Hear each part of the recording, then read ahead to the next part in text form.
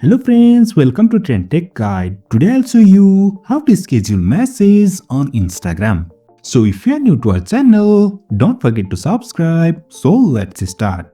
First of all, you can see I'm here in my Instagram message.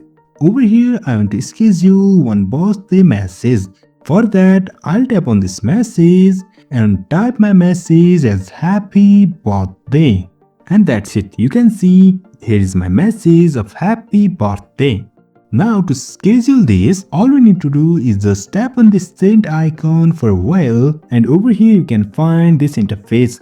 Over here we can schedule the date and time over here. Now I am going to schedule this for Jan 8 and time is 12 am.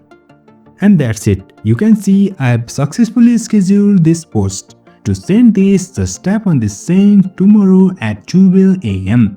Just tap on this and that's it. You can see I have successfully scheduled this message for 12 am tomorrow. So in this way we can schedule messages on Instagram. So if you find this helpful, don't forget to subscribe. Have a good time.